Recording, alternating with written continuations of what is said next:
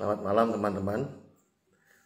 Malam hari ini adalah program yang baru yang mana muncul dari kegelisahan atau pengamatan personal dan mungkin juga diskusi dengan beberapa teman ya mengenai kondisi thinking skill ya dari masyarakat dan khususnya generasi muda sekarang. Nah, kenapa? Karena nanti kita akan bahas ya pengamatan ini. Malam, Halo, malam. Kak Amel. Saya manggilnya Malam, Kak Albert. apa ini? Manggilnya apa ini Kak ya? Panggil Amel aja. Oke, makasih ya sudah ditemani untuk ngobrol-ngobrol malam hari ini. Ya, Sama-sama. tadi baru pengantar jadi apa?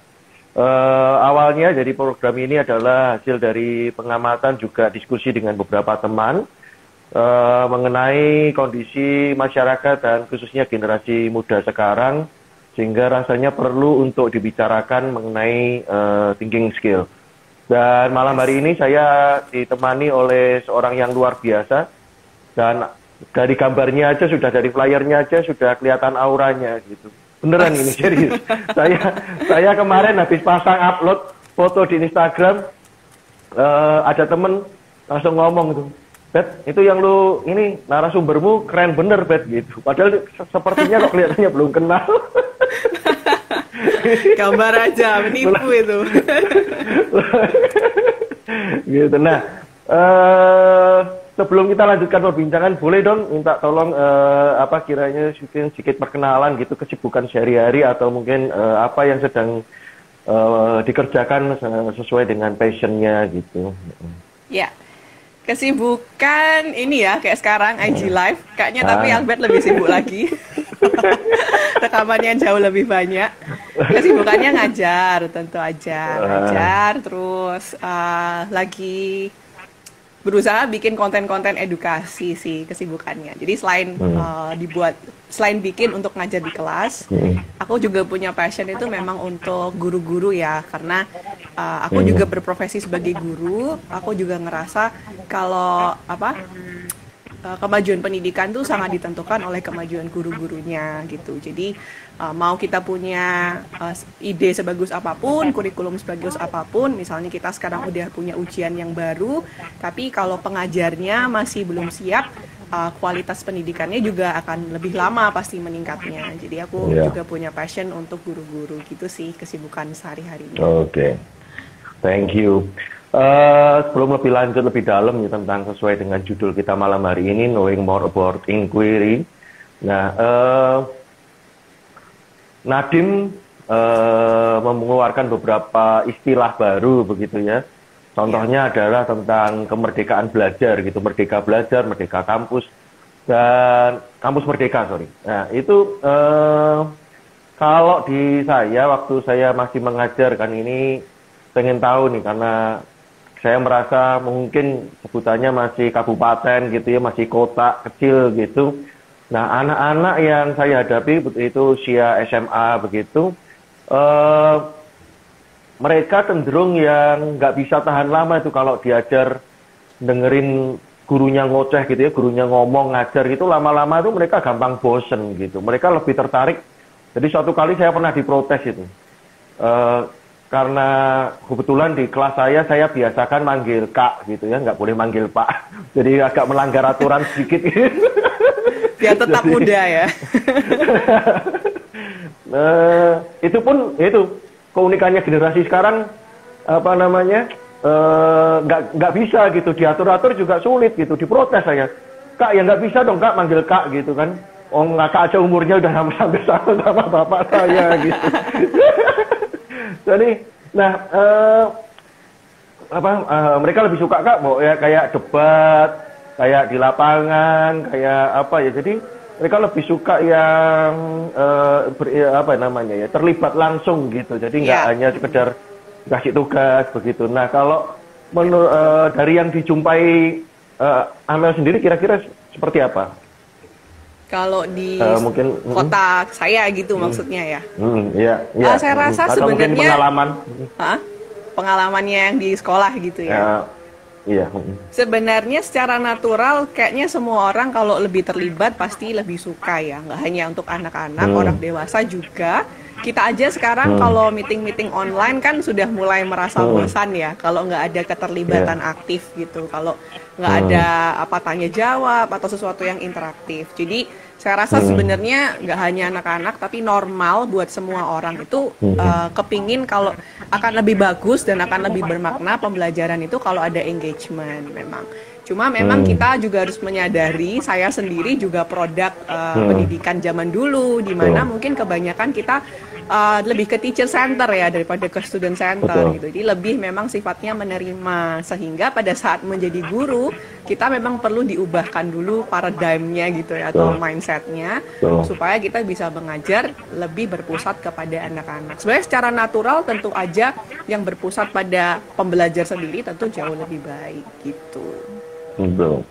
Nah, sebetulnya itu apa ya, generasi sekarang ini ketika mereka ingin terlibat itu jauh lebih mudah untuk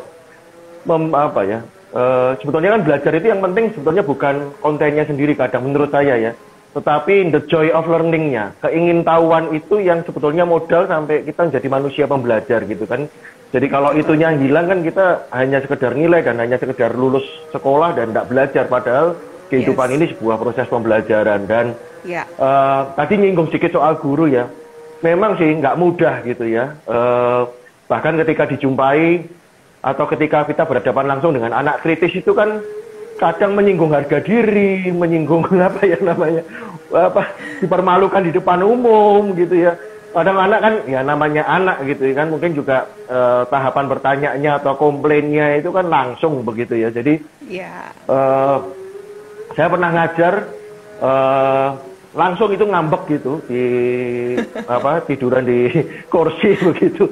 Lalu atau kalau enggak protes langsung gitu ya. Jadi itu kalau model kita yang dulu teacher center itu dulu udah habis gitu, anak itu udah dihukum gitu kan ya, nggak mau tahu. Kalau ini kan kita harus tetap senyum, harus tetap melayani murid dengan baik gitu. Nah, kalau dengan guru sendiri apa yang perlu disiapkan ya supaya menghadapi generasi yang seperti ini? Tadi kalau kita istilahnya sebutkan dengan inquiry ini ya, inquiry thinking skill ini.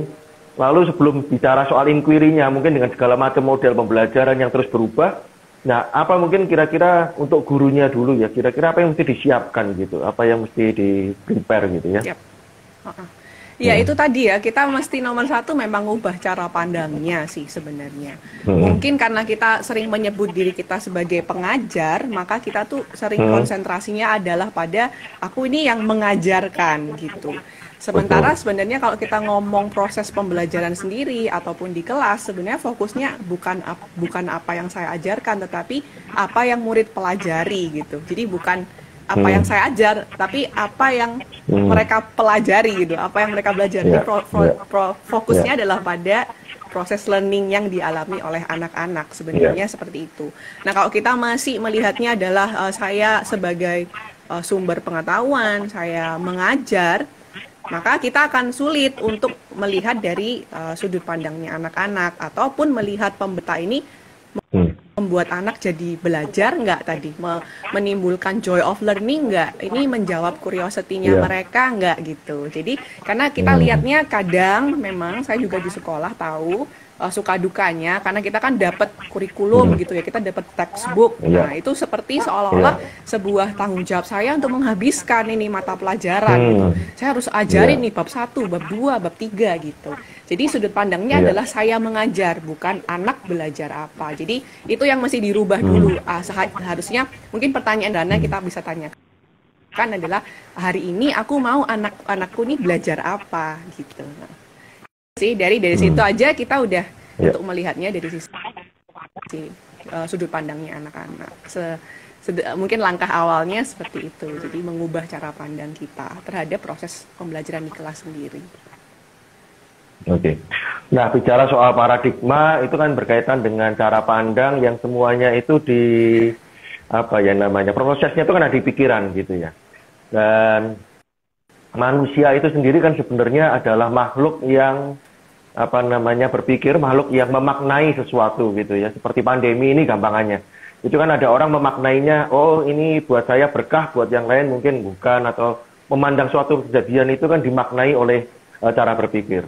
Nah, hari-hari ini kan muncul banyak istilah thinking skill gitu ya, dari yang lagi ngetren belakangan ini computational thinking skill, creative thinking skill. Nah, kalau inquiry ini sebenarnya apa gitu ya, bahkan sampai ketika kita bicara soal generasi, soal yang perlu diubah cara berpikirnya, kemudian kan Kak Amel ini concern atau mencuatkan sebuah istilah inquiry thinking skill ini. Nah, kira-kira apa sih maknanya, atau ini apa gambarannya seperti apa gitu ya? Ya. Sebenarnya memang istilah yang tren sekarang banyak ya gitu ya. Tadi termasuk computational thinking gitu ya. CT apa sih itu? Mungkin Pak Nadiem dulu yang pertama keluarkan kata-kata itu ya. Kita arahnya ke sana.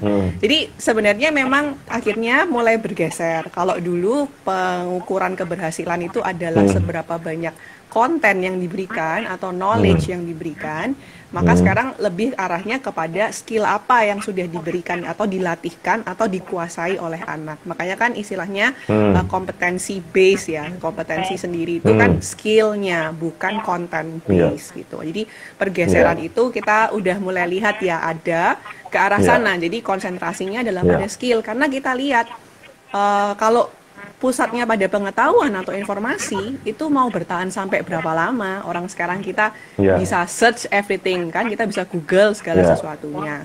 Pengetahuan pun terus berkembang dan maksudnya tuh kadaluarsanya akan makin cepat gitu. Jadi mungkin yang kita ajarkan gitu, kita ajarkan teorinya sekarang, mungkin dalam 3-4 tahun jangan-jangan udah ada yang baru yang menggantikan gitu. Sehingga kita lihat, wah, makin berubah nih arahnya. Yang harus diberikan kepada anak-anak adalah skill-skill yang mereka butuhkan di masa depan, di mana perubahan-perubahan itu terjadi sangat dinamis gitu. Nah, yang banyak jadi sekolah itu bukan ngasih pengetahuan, tapi membantu mereka untuk berpikir lebih baik. Tadi kan maksudnya dari thinking skill itu, creativity, computational thinking, inquiry, sebenarnya semuanya ngomong soal cara berpikir sih. Jadi inquiry sendiri itu apa? Kalau dari bahasa Inggris kan inquire artinya cari tahu gitu ya. Jadi kemampuan anak-anak untuk mencari informasi, tapi bukan hanya mencari informasi. Kalau ngomong tanya aja, anak-anak secara natural emang suka nanya gitu.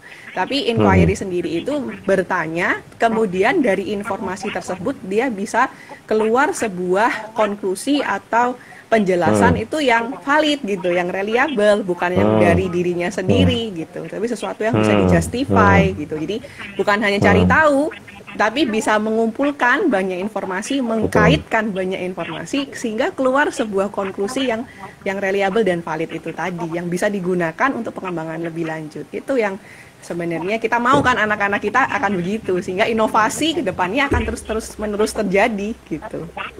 Itu sih maksudnya dari thinking skill dan itu penjelasannya keren banget, sampai saya bisa mengkoneksikan gitu, karena saya backgroundnya komputer. Jadi menurut saya memang kita ini tenggelam dalam banyak data, tetapi tidak gampang untuk mencernanya menjadi sebuah informasi. Nah, tahap berikutnya kan validitasnya itu tadi.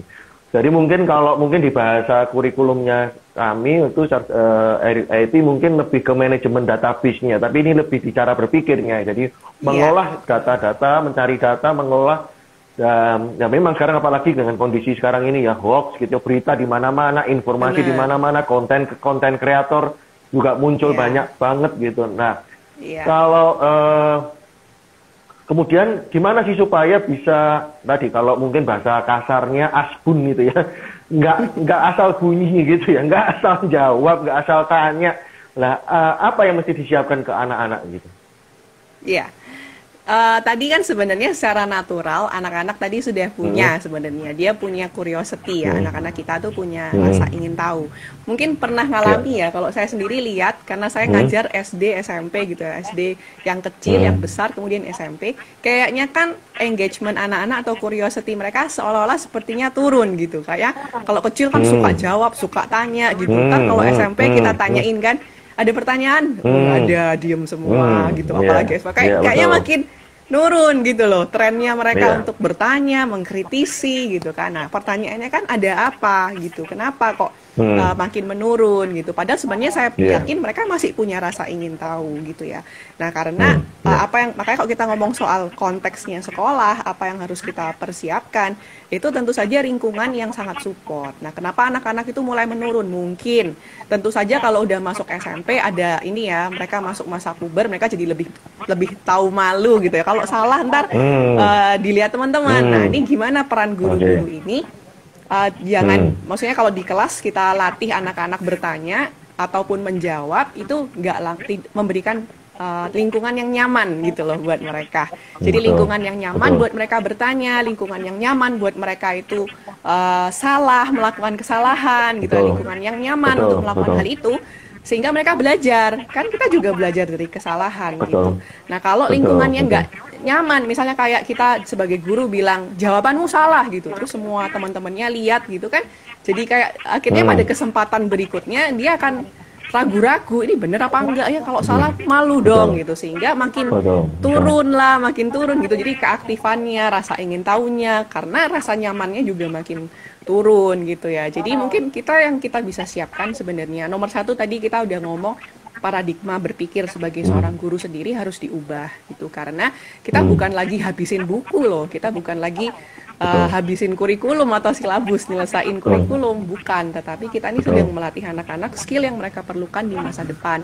Nah, kalau kita konteksnya inquiry, yaitu bertanya, sebenarnya kalau langsung ngomong soal bagaimana ngelatihnya ke siswa, yang paling sederhana adalah kalau anak-anak tanya, jangan langsung kasih jawaban gitu. Coba kita tanya balik gitu, tanya balik sama mereka. Jadi kalau saya suka ngomong, lebih baik jawab pertanyaan dengan pertanyaan gitu. Jadi kalau mereka tanya sesuatu, kita tanya balik kenapa, kalau begini kenapa, kalau begitu kenapa. Nah, itu pertanyaan kan sebenarnya sangat bagus, karena itu bisa trigger kita punya kemampuan berpikir.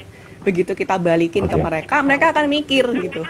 Oh iya ya, kenapa? Kalau aku gini kenapa? Kalau aku gitu kenapa? Gitu. Jadi yang sederhana kita bisa lakukan adalah kalau anak-anak tanya sesuatu, jangan keburu jawab gitu. Coba tanya balik sama mereka. Izinkan mereka untuk berproses, untuk pikir. Nah, misalnya sampai jawabannya salah sekalipun, jangan kita serta-merta ngomong salah jawabanmu itu gitu. Coba kita tanya lagi, kenapa kok kamu jawab itu? Alasannya kenapa? Kayak gitu. Jadi kita tanya alasannya, bukan benar salahnya, tetapi proses sampai ke kesimpulan itu yang kita tarik gitu. Sehingga kita bukan benerin jawaban akhirnya ya, tapi kita benerin proses logika berpikirnya.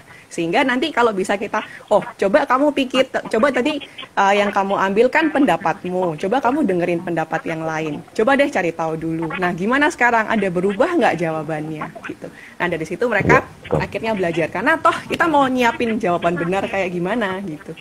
Karena persoalan kan akan terus berubah gitu. Kita kan mau anak-anak juga kalau dewasa mereka juga bisa wise dalam mengambil keputusan gitu ya. Jadi itu salah satu yang kita bisa lakukan.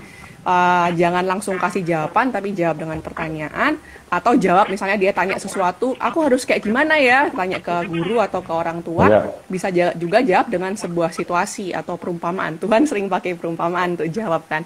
Siapa sesama aku manusia, dia kasih cerita, suruh si orang yang mendengarkan berpikir sendiri gitu. Siapa jadi menurutmu gitu. Jadi itu akan membuat anak-anak jadi lebih memaknai hasil yang dia dapatkan gitu, karena dia melakukan proses berpikirnya sendiri.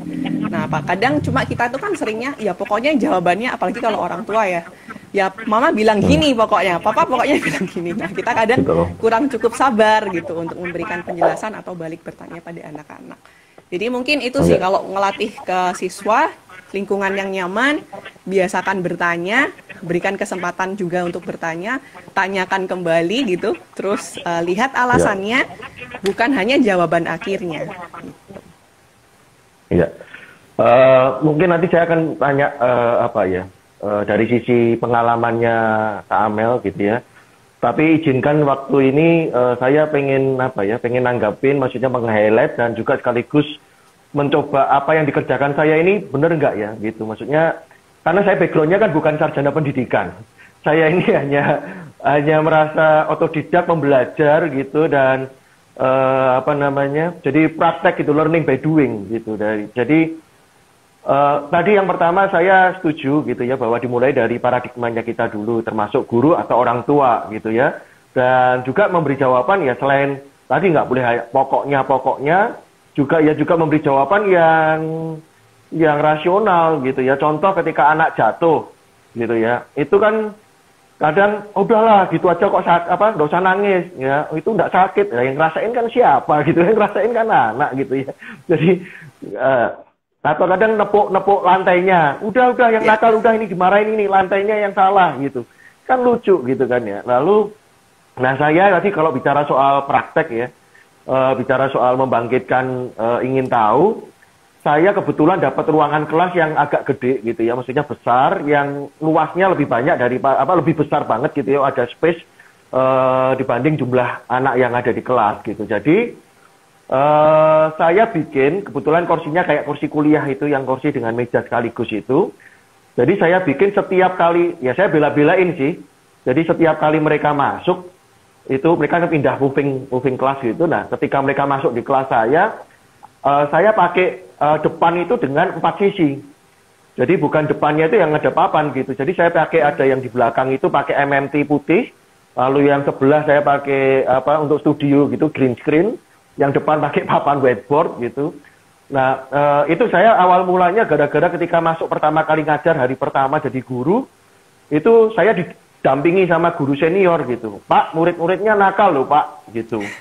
Jadi ya, enggak apa-apa Bu, tenang aja, saya bilang gitu kan. Jadi waktu mereka masih prepare, masih apa gitu, rame sendiri saya biarin, giliran saya harus ngomong. Biasa kan yang rame ribut kan biasanya di belakang gitu kan.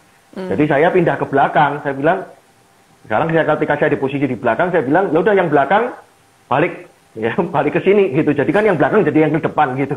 Jadi kan tergantung kita yang kreatif gitu kan. Jadi akhirnya saya punya ide itu tadi, bikin 4 sisi.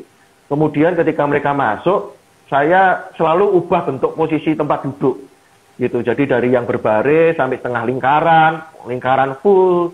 Jadi saya bikin sampai supaya mereka tiap kali masuk di jam pelajaran, mereka harus saya pengen di dalam hati mereka, gua mau diapain sih gitu ya. Hari ini mau ada pelajaran apa lagi ya gitu. Jadi mereka harus membangkitkan keinginan tahuan mereka gitu, harus dengan, dan belajar kan harus ada proses fun-nya itu tadi ya, ada proses fun itu. Nah, lalu saya tipe orang yang sebenarnya juga melanggar aturan gitu. Setiap kali saya itu sebenarnya udah paling sebel dengan aturan untuk bikin soal pilihan ganda gitu. Nah, itu saya paling sebel, sehingga karena harus bikin pilihan ganda ya saya bikin. Tetapi 2 minggu sebelum ujian, soal itu saya bocorkan ke murid gitu. Saya kasih jawabannya setelah mereka mengerjakan. Jadi di akhir jam pelajaran saya kasih kunci jawaban, dan mereka boleh open book, open friend, call a friend, itu semua boleh lah pokoknya. Karena kan buat saya pilihan ganda gitu. Jadi kalau proses pembelajarannya benar ya enggak ada masalah kan. Jadi saya kemudian untuk proses-proses itu essay ya, soal-soal yang isian, saya berapa persen itu ada teorinya, maksudnya mereka betul-betul soalnya dari pelajaran, tapi sekian persen saya memang agak nyeleneh gitu. Saya kasih soal yang yang nggak ada kaitan sama pelajaran gitu. Misalkan saya tanya waktu itu, kamu mau pelajaran ini kamu dapat nilai raportnya berapa? Berikan saya alasan gitu. Jadi kalau kamu hubunganmu dengan orang tua di range berapa gitu. Lalu saya pernah kasih tengah-tengah pelajaran, maksudnya sebelumnya itu mungkin mereka saya bikin untuk kasih project gitu ya, problem solving gitu. Misalnya mereka ke lingkungan, lalu mereka cek masalahnya apa, ajuin proposalnya, solusinya apa, mereka harus diskusi sama saya, betul nggak gitu. Misalkan soal lingkungan, kebersihan. Nah, apakah karena kurang sampah atau kesadaran masyarakatnya yang tidak membuang sampah pada tempatnya. Nah, ketika ujian saya tanya misalkan, Anda puas belum dengan hasil yang dicapai waktu proyek kemarin? Kalau menurut Anda, apakah itu bisa diperbaiki? Lalu apakah Anda mau memperbaiki? Kalau mau memperbaiki, bagaimana solusi atau apa yang akan Anda kerjakan? Nah, apakah cara-cara saya ini sudah termasuk dalam inquiry atau mungkin model thinking skill yang lain? Gitu. Oke. Saya kan dari praktek dulu cari teorinya. Kalau yang lain kan teorinya dulu baru praktek. Nah, saya ini kan prakteknya dulu baru nggak tahu dasar teorinya apa gitu. Iya. Sebenarnya kan ya inquiry sendiri itu hanya salah satu term ya atau metode seperti itu. Tetapi memang tadi apa yang mungkin Albert sharing itu kan luas ya. Kamu tahu dirimu sebagai seorang guru dan kamu nggak mau mengikat pada struktur karena kamu tahu pelajaran tuh harus fun, harus dinamis gitu kan.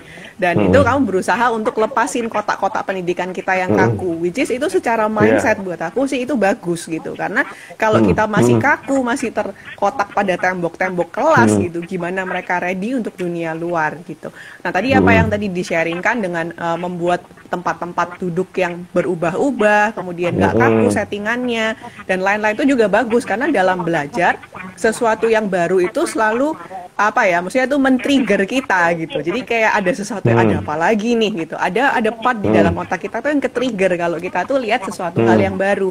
Itu akhirnya membuat anak-anak lebih termotivasi dan engage. Nah, kita tahu kalau anak-anak engage dan motivated, pasti belajarnya juga akan lebih baik gitu. Kalau udah nggak ada engagement, nggak ada motivasi, ya susah kita mau belajar sama mereka gitu ya. Terus juga kalau pertanyaan-pertanyaan yang tadi udah di Albert kerjain tadi ya, maksudnya kasih pertanyaan tentang gimana hubunganmu dengan orang tua, kamu mau nggak melakukannya, itu kan kita ngomong sebuah assessment yang holistik gitu ya. Kita nggak hanya mau assess anak-anak di level pengetahuan atau kognitifnya aja, kita mau lihat efektifnya mereka gimana setelah kamu tahu apakah ini menggerakkan hatimu untuk melakukan perubahan kan gitu.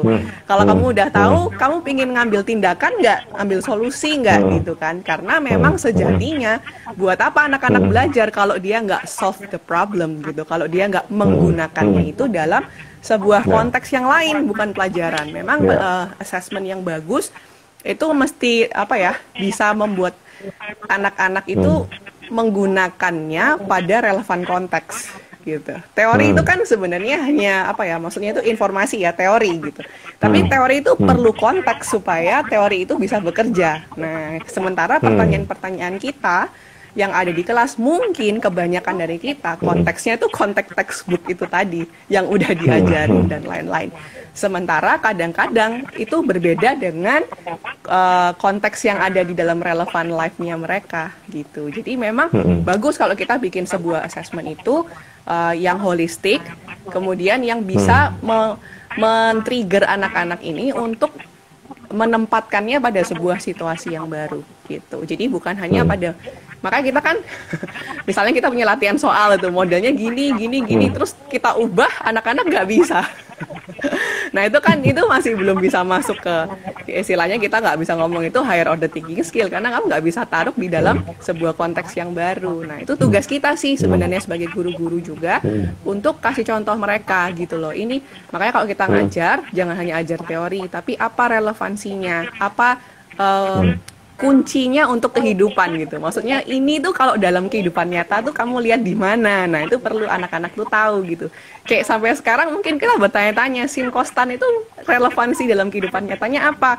Nah, kalau guru math itu bisa jelasin ini gunanya untuk ukur sudut. Kalau kamu arsitek kamu nggak tahu ini bisa ambruk itu gedung tinggi. Ini untuk ukur elevasinya kalau kamu naik pesawat. Kalau kamu nggak tahu ini kamu bisa nyangsang itu pesawatnya. Kita dikasih tahu gitu loh konteks dalam relevansi dan kehidupannya itu seperti apa gitu. Nah, jadi kalau aku bilang yang tadi udah dilakukan sih sangat fun ya. Maksudnya karena itu start dari mindset yang nggak mau terikat dengan sebuah sistem yang kaku, karena kita tahu the end goal gitu. End goalnya kan anak-anak ini harus fun, harus joyful kalau belajar, dan dia bisa menempatkannya pada sebuah konteks yang relevan secara personal. Makanya pertanyaan kita juga pertanyaan-pertanyaan personal gitu.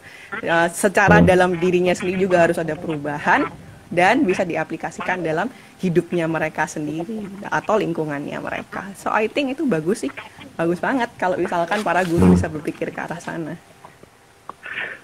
Boleh nggak dikasih gantian yang dari sisi praktisnya dari Kak Amel gitu soal inquiry gini, terlalu Nah, saya sebentar, sorry tambahan mungkin kalau pertanyaan kita guru gitu ya, istilahnya 1A ini 1B gitu ya. Pertanyaan berikutnya, karena personal ini, saya itu sering digugat gitu. Saya sering dipertanyakan keabsahan untuk dalam hal menilai. Karena kan jadi sangat personal kan. Gitu, Iya. termasuk ujian gitu kan. Kamu mau apa gitu, mau ngerjain. Nah, kan saya bilang terserah kamu sesuai kok apa yang kamu bisa, apa yang selama ini ilmu yang kamu pelajari, lalu dipersonalkan dengan kamu mau bikin karya apa begitu. Nah, itu kan sangat nggak bisa dibandingin gitu kalau standarnya apa gitu. Mungkin masalah di pembuatan rubrik gitu ya. Nah, mungkin di pertanyaan yang gimana ya menyiasati ini, saya sama sekali blank gitu. Kalau saya kan sekali lagi, background saya kan bukan pendidikan, gitu. Nah, Kalau gimana? kita ada dua ya, yang kalau kita sisi melihatnya itu mungkin istilahnya cukup familiar kalau dengan guru-guru. Yang pertama itu pendekatan differentiated instruction, artinya memberikan instruksi yang berbeda sesuai dengan anak-anak gitu ya. Differentiated instruction sendiri itu bisa dilakukan pembedaan pada kontennya, metodenya gitu ya, atau pada produk akhirnya gitu. Jadi misalnya kalau pembedaan konten, let's say kita belajar inquiry skill itu tadi. Nah, aku sukanya tentang makanan misalnya. So it's okay as long as inquiry skill adalah goalnya. Aku mau baca artikel soal makanan, soal masakan, soal nutrisi boleh gitu. Nah, Albert sukanya tentang IT dan teknologi. Tapi kita tahu nih kita mau latihnya inquiry skill. Boleh mau baca tentang IT, tentang website, tentang hoax dan lain-lain. Tapi kita jelas bahwa kita ini sedang mau melatih apa kompetensinya gitu. Itu contohnya gitu. Jadi kalau pendekatannya berbeda pada konten atau bisa juga berbeda pada metode gitu. Misalnya aku ini punya kayak sekarang ya hambatannya kan anak-anak yang di desa misalnya itu internet gitu. Nah itu kan kita sebagai guru juga harus mikir nih, nggak bisa disamain metodenya gitu. Mungkin anak-anak di kota enak, gampang bisa ketemu gurunya, bisa tanya-tanya. Maka kita bikin metodenya ada pilihan. Oke, buat kalian yang kesulitan internet, nggak ada wifi di rumah gitu ya, balai desa nggak ada. Nah ini Miss akan kirim nih buku, kemudian rekaman. Nah itu salah satu contoh metode yang berbeda gitu. Sementara yang bisa silahkan join di Zoom misalnya seperti itu. Nah itu jadi kita lihat needs-nya mereka berbeda di metodenya. Atau ada anak-anak yang visual lebih mudah, sementara yang satu lebih auditory gitu ya. Atau yang satu lebih aku harus coba nih baru bisa ngerti gitu ya. Jadi bisa macam-macam. Atau pada produk akhirnya gitu. Jadi kayak tadi terserah mau bikin apa gitu. Yang penting aku harus bisa lihat inquiry skill-nya gitu. Kamu mau bikin poster boleh, kamu mau bikin drama boleh, kamu mau bikin konten di Instagram boleh, kamu mau bikin apa boleh. Nah, tapi memang untuk menyamakan tadi karena kita di sekolah ya, mungkin kadang kita kan juga ada standar-standar yang kita pertanggungjawabkan. Artinya gini, kalau aku kasih nilai A ke murid A artinya apa, ke B artinya apa, itu harus bisa terbaca gitu loh. Maksudnya terbaca secara pencapaian kompetensi. Itu yang kita atur dengan rubrik. Makanya rubriknya bukan pada bentuk, tapi pada kompetensi yang disasar. Learning objective istilahnya. Makanya dalam belajar, ketajaman kita membuat learning objective itu penting. Karena akan mengarahkan metode, dan kita nggak akan bingung mau metodenya mau macam-macam, mau produknya macam-macam, selama kita jelas learning objektifnya apa. Jadi yang kita lihat adalah learning objektifnya. Kita nggak akan nilai kayak ekspresi muka pada saat role play gitu.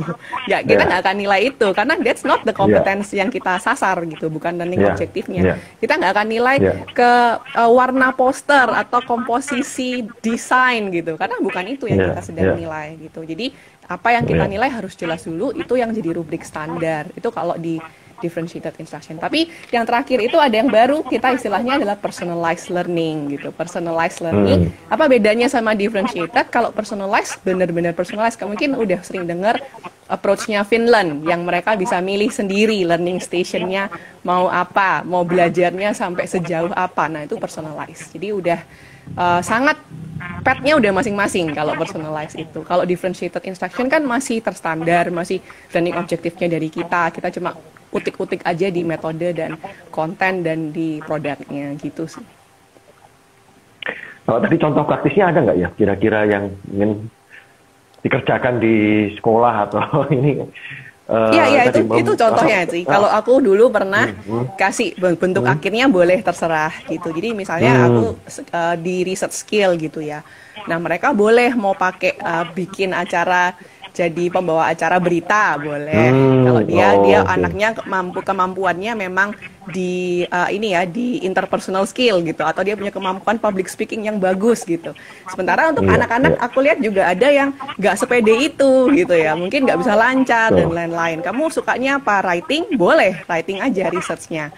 Kamu sukanya apa betul. desain? Boleh bikin infografis gitu. Selama alur logika berpikirnya kelihatan di infografisnya. Nah, itu contohnya kalau differentiate by content gitu. Selama kita jelas dengan rubriknya adalah harus kelihatan logika berpikirnya. Misalnya contoh rubriknya adalah argumen disupport dengan Ya, evidence yang valid gitu. ya, Resource yang ya. digunakan adalah resource reliable. Nah, itu kan kita bisa nilai. Mau dia pakai Betul. pakai model pembawa acara berita, mau poster, mau writing, kita bisa minta data itu gitu. Itu sih. Betul. Oke. Oke.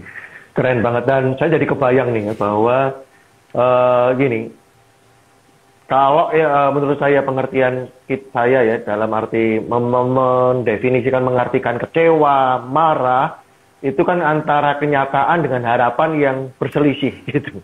Jadi itu membuat kita itu apa namanya kan jengkel gitu. Nah, kemudian ketika ini guru sebenarnya ketika punya cara berpikir yang atau keterampilan berpikir ini atau ketika mempraktekannya ini, menurut saya selain bermanfaat bagi siswa sebenarnya juga bermanfaat bagi dirinya.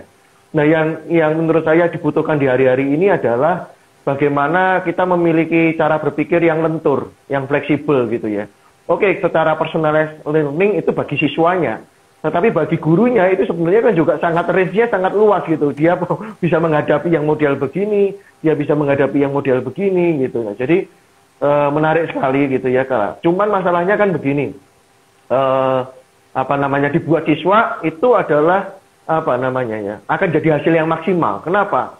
Karena menurut saya kalau dalam sebuah teori kan ketika kita punya intention dan attention ya itu akan menjadi sebuah komitmen gitu, menjadi sebuah tindakan. Nah, ketika ingin tahu berarti kan sedang membangun intention gitu. Dan kemudian ketika mereka sepenuhnya mengerjakan itu, maka itu mereka akan jadi betul-betul mengerjakan dengan sungguh-sungguh dan hasilnya maksimal. Nah, cuman kan masalahnya buat guru di sisi yang lain kan merasa udah jadi nambah kerjaan gitu kan ya.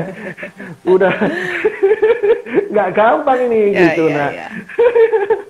nah ini ada nggak bisa kalau tips buat yang guru-guru yang masih punya pandangan seperti ini nih. Jadi, aduh, apa namanya? Ya. Udah urusan rumah, urusan pandemi, masih gini pula gitu kan. Ya, benar. Ya, gini sih, mungkin perenungan ya. Saya nggak tahu. Memang buat saya pribadi sih pekerjaan sebagai seorang guru itu panggilan ya. Itu bukan apa namanya. Maksudnya kalau kita mau mengejar karir dan lain-lain, ya it's not in education lah. Mending cari sebuah institusi profit oriented gitu. Kalau kita udah memilih untuk ada di dunia pendidikan, ya pastikan itu adalah sebuah panggilan gitu. Dan kalau kita nggak belajar, kalau kita nggak punya love of learning, gimana caranya kita mau ngajarin anak-anak love to learn gitu. Kita nggak bisa ngajarin anak-anak sesuatu yang kita nggak punya gitu. Kalau kita sendiri nggak joyful waktu belajar, gimana kita expect anak-anak joyful? Kalau kita nggak antusias pada saat kita ngajar di kelas, gimana anak-anak antusias dengan pelajaran kita gitu. Jadi pada saat kita ngajar, kita sebenarnya nggak hanya transfer pengetahuan, kita sedang transfer maksudnya transfer antusiasme, kita sedang transfer cara pikir, kita sedang transfer sebenarnya ya nilai-nilai gitu kan, filosofi kita tuh sedang transfer gitu. Kadang kita nggak nyadari so powerful loh, guru itu sebenarnya powerful banget gitu. Kalau kita menyadari hal itu dan kita melihat itu sebagai sebuah privilege, kita nggak akan sembarangan gitu loh. Kita beneran akan memaksimalkan, maksudnya kita akan belajar benar-benar supaya kita bisa ngajarin anak-anak juga dengan benar gitu. Tapi kalau kita melihatnya hanya sebagai sebuah pekerjaan, kemudian yang penting aku selesaikan administrasi, yang penting aku selesaikan bab 1 sampai bab 10, ya akan sangat sulit gitu kalau kita sendiri nggak punya passion untuk menjadi seorang pendidik. Itu pasti termasuk passion untuk belajar gitu sih. Jadi memang sulit ya untuk di situ. Gurunya yang harus ditransformasi dulu mungkin sama guru-guru yang lain. Kalau saya, kalau kamu udah jelas memang bukan passionnya di sekolah, yes you better cari kerjaan lain aja. Iya. Gitu kalau saya. Kalau saya mengajar, khususnya sampai ke pelajar atau saya takut, terus terang takut takut cara berpikir saya kaku di usia tua nanti. Makin tua makin kaku, itu yang saya takut. Jadi kenapa saya banyak bergaul dengan anak muda? Karena kan juga perubahan zaman begitu cepat, perubahan selalu terjadi gitu ya. Jadi ketakutan cara berpikir jadi kaku itu malah justru jadi sebuah ketakutan buat saya. Nah, saya membiasakan sih, jadi melawan. Ya memang mungkin ini saya mesti istilahnya kalau sekarang yang dipopulerkan Jokowi dalam menangani pandemi ini kan pakai istilah gas rem gitu ya.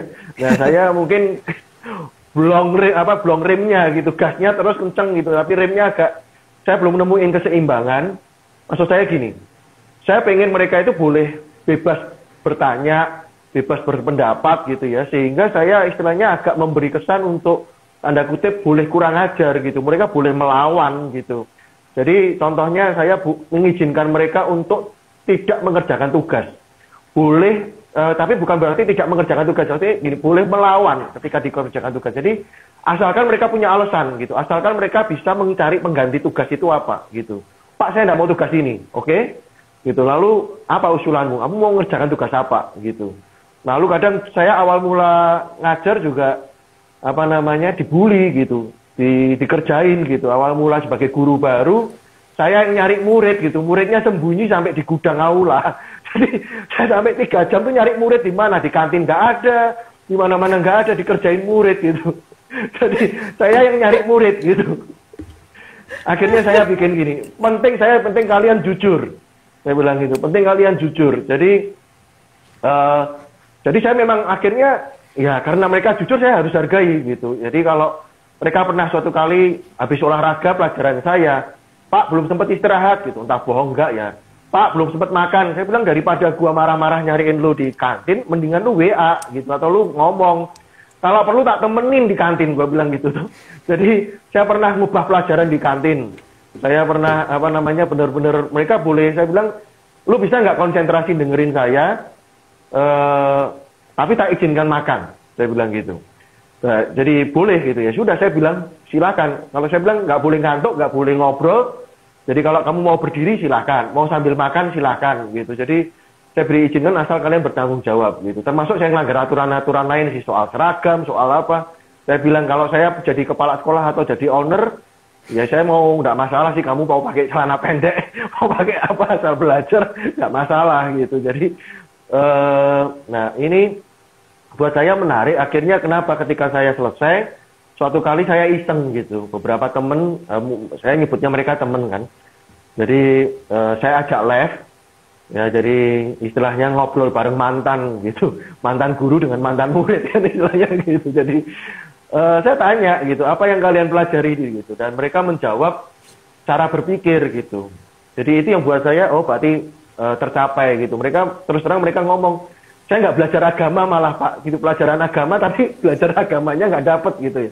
Ya memang akhirnya saya akan menggugurkan di sisi prioritas kan prosesnya baru sebentar. Jadi dia ngomong Pak saya nggak belajar agama dari Bapak gitu, cuman belajar soal cara berpikir gitu, soal masa depan, soal konsekuensi di dalam melakukan sesuatu gitu. Jadi buat saya itu menarik gitu kan. Saya ngomong kan. Karena sudah telat gitu SMA, mau belajar agama ya silahkan di gereja, mau belajar ayat ya tinggal dihafalin aja gitu kan. Mau belajar apa gitu banyak gitu dan kebetulan pendidikan di Indonesia kelas 3 SMA itu pelajaran agamanya pelajaran PPKN gitu. Saya bilang udahlah belajar PPKN aja gitu, nggak ada kaitannya sama agama gitu. Nah, tanyaannya kemudian gini, itu kan tadi dari sisi sekolah. Nah, kemudian dari sisi rumah ini.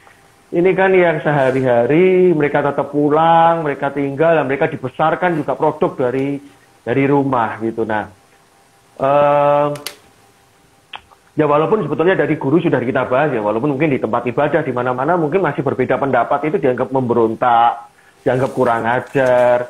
gitu, atau anak kecil itu ya tadi pokoknya, atau nggak usah banyak tanya lah gitu. Kalau tadi ditanya kenapa kok SD sampai SMA, SMP, SMA kok makin lama makin berkurang dari bertanya gitu ya.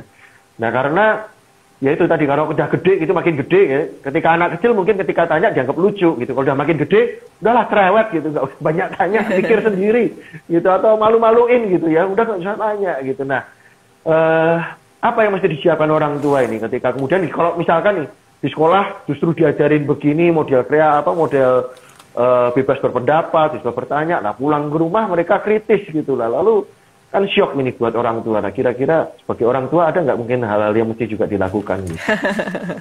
Iya. Biarpun kita mendorong critical thinking, tapi sebenarnya juga part dalam inquiry dan critical thinking itu sendiri adalah sebenarnya mereka justru bisa mempresent argumen mereka dengan lebih baik gitu. Jadi justru harusnya akan makin komunikatif. Jadi bukan kayak apa namanya, jadi kayak melawan gitu ya, atau jadi kayak cynical. Nah itu lain sih, bukan cynical, tapi kita critical thinking itu justru argumen kita tuh akan lebih berbobot, itu tujuannya. Jadi kita makin komunikatif dengan argumen-argumen kita. Nah kalau mereka mempertanyakannya pun itu pasti, kalau saya pribadi research skill itu juga ujungnya harus didampingi dengan communication skill. Percuma kita tahu banyak, tapi nggak bisa sampaikan, gitu. Nggak bisa inspire orang lain juga untuk berubah gitu. Jadi harus ada didampingi. Kita satu, ajarkan anak thinking skill dan cara berprosesnya. Kedua, ajarin mereka cara menyampaikannya gitu, sehingga akan inspire orang lain gitu ya, akan membawa perubahan gitu.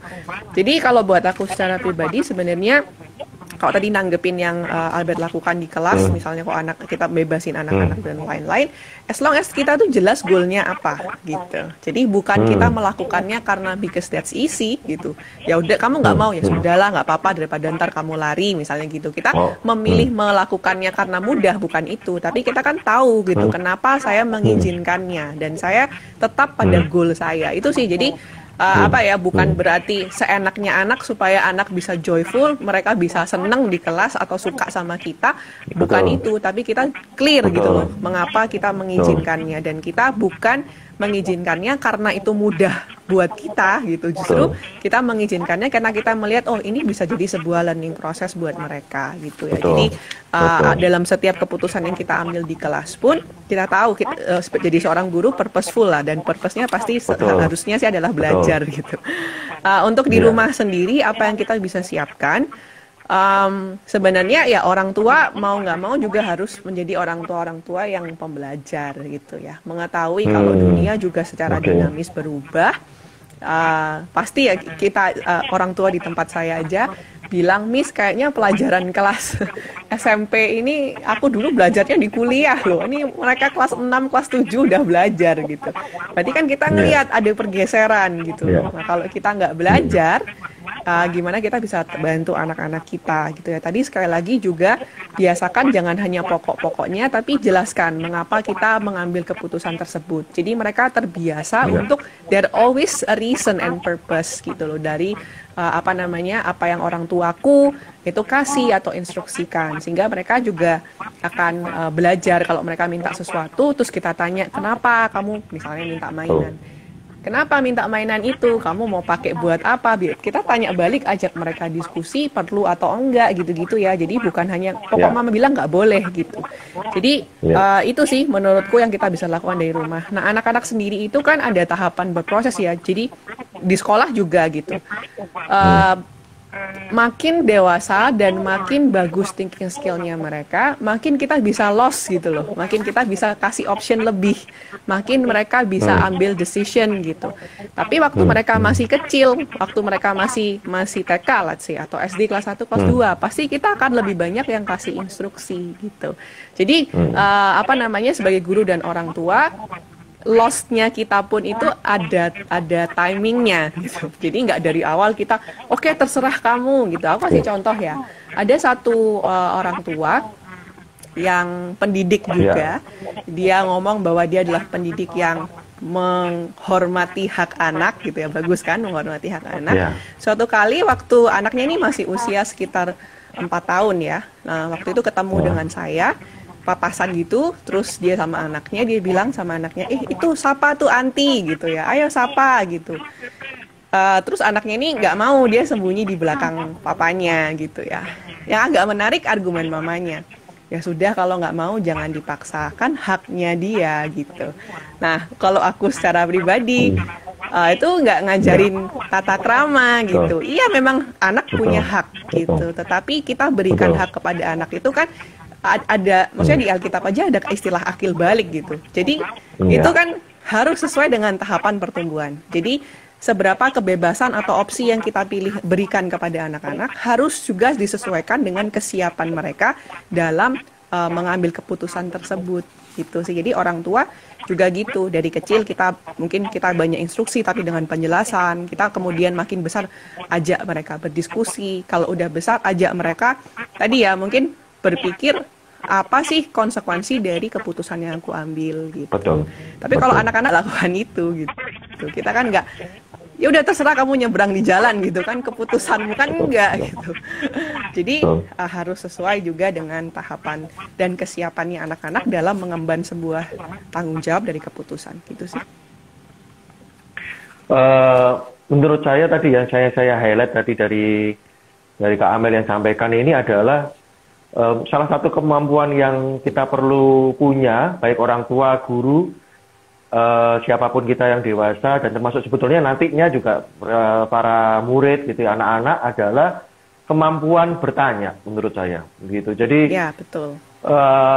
Komunikasi itu kan banyak ya, maksudnya nah salah satu yang menurut saya yang perlu kita kuasai adalah kemampuan bertanya gitu. Nah contohnya tadi yang disampaikan tadi, contoh untuk anak-anak tadi yang soal hak anak, sebenarnya kita bisa melarang, kita bisa mengarahkan dengan apa yang kita mau, tetapi juga masih bisa dengan pilihan gitu, antara ini dan konsekuensinya apa, begitu kan. Jadi, ayo coba misalkan berikan senyum, dan satunya memberikan salim gitu kan ya. Tapi kan paling tidak kan ada respon menghormati orang tua gitu, konsekuensinya apa, nah nanti kita, maksudnya lebih lanjut gitu. Dan kemudian kemampuan menjadi sahabat ketika berkomunikasi dengan anak gitu. Itu kemampuan kita untuk bertanya itu kan perlu juga dilatih gitu ya. Dari anak harus punya keberanian dari pertanyaan sederhana. Ya, anak berani tanya apa itu gitu kan. Atau mungkin pertanyaan yang lebih lanjut, Pak atau Miss gitu ya, bisa nggak dijelasin, saya kurang paham di bagian ini gitu. Atau misalkan sampai lebih lanjut yang high order kan, misalkan kalau ini saya gunakan seperti ini, atau kalau ini dibandingkan dengan pernyataan ini, kenapa berbeda, atau kenapa ini prakteknya bagaimana. Nah, itu kan pertanyaan-pertanyaan yang lebih dalam gitu ya. Jadi menurut saya mungkin perlu dilatih juga kemampuan kita, dan termasuk sebenarnya kan saya senang, kebetulan banget ya, bersyukur gitu ya, bahasa Inggrisnya minta dengan bertanya itu kan sama gitu ya, asking gitu. Jadi sebenarnya dan di sebuah quote kan, carilah maka kamu akan mendapat gitu. Dan kita hidup ini sebenarnya kan mendapatkan apa yang kita inginkan gitu. Salah satu istilahnya proses di dalam kehidupan ini. Dan untuk mendapatkan apa yang kita inginkan itu berarti sebetulnya dengan cara ya selain meminta, dalam bahasa yang lain sebenarnya ya bertanya gitu. Kenapa bertanya? Karena kadang kita bisa menyuruh orang lain dengan pertanyaan gitu kan ya. Misalkan ya seperti misalkan bisa enggak yuk kapan-kapan kita live talk show bareng gitu. Sebenarnya kan antara permintaan atau minta dengan bertanya gitu. Bahasanya kita meminta, menyuruh gitu ya, tetapi sebenarnya dengan kemasan bertanya gitu. Jadi iya, jadi ada lain mungkin yang perlu ditambahkan. Jadi kita sudah belajar malam hari ini. Yang penting itu inquiry adalah bagaimana membangkitkan keinginan tahu, lalu bukan hanya sekedar bertanya, tapi bisa mempertanggungjawabkan proses berpikirnya ini, begitu ya, kira-kira bahasanya mungkin sedikit berbeda gitu ya. Tetapi kira-kira betul ya? Belum dikoreksi, masih betul. Terus bisa mempertanggungjawabkan prosesnya, validitasnya, sehingga, dan itu berarti menolong orang itu juga bukan hanya berpikir kritis, tetapi juga bagaimana berkomunikasi, bagaimana menyampaikan, mempresentnya itu dengan lebih baik gitu. Dan ini juga akan menolong kita bisa punya kelenturan ya, daya adaptasi kita, fleksibilitas kita yang tentunya hari-hari ini dibutuhkan gitu. Ya, Lah ada dari Kak Amel yang masih ada hal yang perlu di-highlight atau ditambahkan? ya. Itu ada pertanyaan satu dari bagaimana melatih anak untuk berpikir kelas 6 umur 11 tahun. Mungkin sarannya bisa mulai dari sesuatu yang dia suka gitu. Jadi kesukaannya apa nih? Kesukaannya apa? Misalnya robot atau roket atau pesawat terbang. Nah, coba dari situ kasih mereka informasi-informasi yang mereka sukai gitu. Mereka akan secara natural akan mempertanyakan, kepingin belajar terus. Orang kalau udah belajar kan makin merasa nggak tahu tuh, makin inquire more gitu biasanya. Makanya makin orang belajar bukan makin dia merasa tahu, mestinya makin dia merasa ternyata banyak ya yang aku belum tahu. Akhirnya dia akan mempertanyakan lagi gitu. Kalau kita misalnya nih, saya dulu punya murid kelas 2 SMP, kelas 2 SD, suka banget sama roket. Suka banget sama roket. Dia tuh bisa hafal dengan detail jenis mesin, kapasitas, bensin itu kelas 2 SD ya dengan terminologi yang sulit. Kenapa? Karena dia suka gitu dan sama orang tua disupport gitu, dikasih buku-buku dan lain-lain. Dia akhirnya pengen tahu lagi gitu ya. Jadi proses inquiry-nya ada terus dan juga dari kita sendiri orang tua juga biasakan gitu. Tadi ya jawab pertanyaan dengan pertanyaan atau kita tanya, kamu ada pertanyaan apa? Kamu pengen tahu apa gitu dan kita bukan kita yang jawab, ayo kita cari sama-sama jawabannya gitu. Dari situ anak-anak makin terlatih kemampuan mereka untuk bertanya. Itu sih saya rasa kalau dari aku sebenarnya highlightnya adalah kita sebagai pendidik dulu yang memang harus memulai, kita sendiri yang juga harus belajar untuk apakah kita sendiri juga masih terus bertanya gitu ya, apakah kita sendiri juga masih terus belajar dan tadi ubah cara-cara yang mungkin sudah sebenarnya agak outdated gitu ya, udah kadaluarsa. Dan kita bisa tanya kepada anak-anak kita juga dengan pertanyaan, berikan case-case tadi ya, daripada memberikan jawaban langsung. Wah ini pertanyaan lagi nih, ini kayaknya Albert aja yang jawab. Mungkin ditanyain loh, jatuh cinta itu maksudnya apa gitu ya, jadi jangan langsung dijawab, ditanya aja. Ditanya dulu, coba kita lihat alasan-alasannya, kadang agak unik-unik juga. Memang sih secara usia agak cepet ya sekarang, zaman dulu kayaknya kan baru ngomong itu SMP gitu ya atau SMA. Nah karena media dan lain-lain, kayaknya anak-anak kita memang lebih cepat dewasa daripada sebelum zaman media dan teknologi. Tapi akan baik sebelum, jadi ini ya orang tua hati-hati kalau ada yang begini-begini. Kalau kita udah jawabnya nyolot duluan, udah kamu ini masih kecil gitu, nanti dia jadi takut dan nggak berani cerita gitu.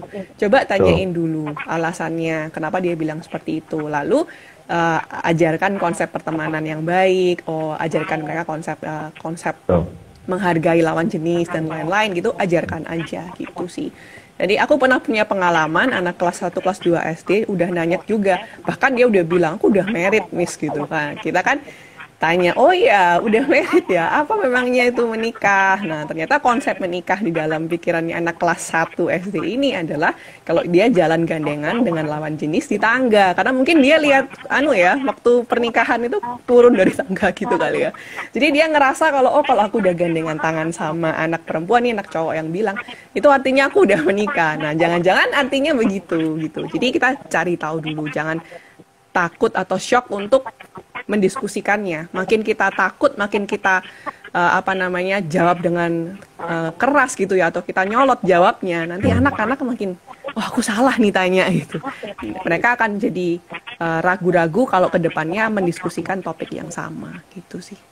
Betul. Ya jadi keren banget ya. Jadi thank you buat menolong menjawab pertanyaan-pertanyaan yang masuk. Jadi Pak Suwarno Asmoro ini yang besok akan sama saya live talk show gitu tentang topik panggilan gitu. Makasih Pak Asmoro. Ya jadi tapi bicara soal yang lain gitu ya, soal kejombloan Pak, besok Minggu Pak, kami berdua gantian yang jadi narasumber. Jadi nantikan layarnya. Menarik, saya juga pernah ngadepin di sekolah minggu anak-anak ngasih surat gitu.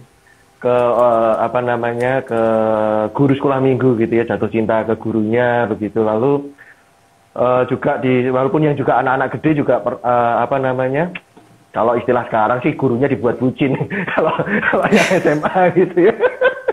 Tapi kalau yang di SMA, karena saya sekolah negeri, gimana supaya apa istilahnya, membangun keterbukaan, membangun apa namanya, kejujuran itu sendiri harus diapresiasi gitu.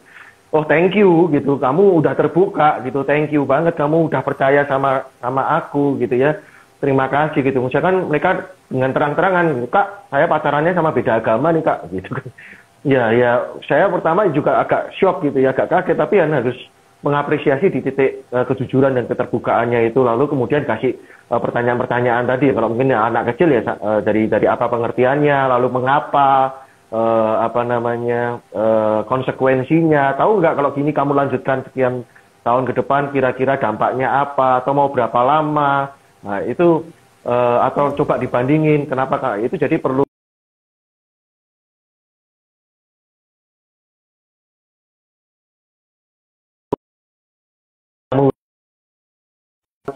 buat saya pribadi. Tantangannya adalah ini mungkin jadi juga penutup apa ya, saya memang masih perlu belajar, perlu ditolong, perlu dapat insight ya dalam hal begini. Saya orang-orang seperti guru, trainer, hamba-hamba Tuhan atau istilahnya tokoh-tokoh agama yang biasanya bicara, biasanya suka menasehati, biasanya suka ngomong, ngajar, itu harus mengubah menjadi pertanyaan. Itu yang buat saya jadi tantangan gitu. Saya hari-hari ini dapat istilahnya tiga orang yang saya lagi dampingi, saya fail satu gitu. Ketika remnya blong itu tadi, saya udah gregetan untuk ngasih nasihat gitu. Padahal harus mengubah nasihat itu dalam bentuk pertanyaan, mengajak dia berpikir apa konsekuensinya. Nah ini yang menjadi tantangan buat kita. Jadi sekali lagi setuju dengan apa yang Kak Amel sampaikan, ubah dari cara kita dulu gitu ya, cara kita berpikir, cara kita berinteraksi dengan orang lain, cara kita mengajar, itu dari kita dulu. Terima kasih Kak Amel, dan sekali lagi mungkin boleh promosi sekalian aja ya karena tadi pertanyaannya. Jadi silakan teman-teman ikuti ya talk show kami berdua bicara soal single gitu ya, jadi soal single kejombloan besok hari Minggu. Jam berapa ya? Setengah 12 ya? Iya, lupa juga. Setengah 12. Jam 11, setengah 12 itu. Dalam edisi Valentine nih. Iya. Jadi silakan bertanya gitu. Ini punya waktu cukup untuk latihan bertanya gitu. Menerapkan inquiry, keinginan tahu gitu. Ya, kalau tadi keren banget apa yang disampaikan captionnya oleh Kak Amel gitu ya. Kalau bicara soal budaya timur gitu ya. Apakah single itu, kalau bahasa saya single itu selalu yang dibully dan korban gitu ya, ngenes menjadi single dan ngenes gitu. Nah, ya ini jojoba ya, jomblo bahagia. Jadi simak perbincangan kami selanjutnya, dan mungkin mohon izin karena kebetulan tadi beberapa hal yang disampaikan soal siswa bertanya dan juga bagaimana apa ya harus ngajar dengan bahagia sebelum di kelas. Kebetulan saya terlibat di dalam sebuah institusi gitu ya, jadi tanggal 6 Februari kemarin membicarakan bagaimana membangkitkan siswa bertanya, dan nanti 6 Maret kami akan membahas bagaimana mengelola emosi untuk optimal pembelajaran gitu. Jadi guru misalnya habis tengkar di rumah dengan keluarga atau habis jengkel ngadepin murid di kelas A, harus pindah di kelas lain, tetap harus dengan senang, bahagia, dan gembira. Nah, jadi nanti kalau yang berminat mungkin bisa kontak saya secara pribadi. Makasih Kak Amel, sekali lagi terima kasih. Thank you so much. Thank you waktunya. Ya, thank you teman-teman juga yang sudah menyaksikan.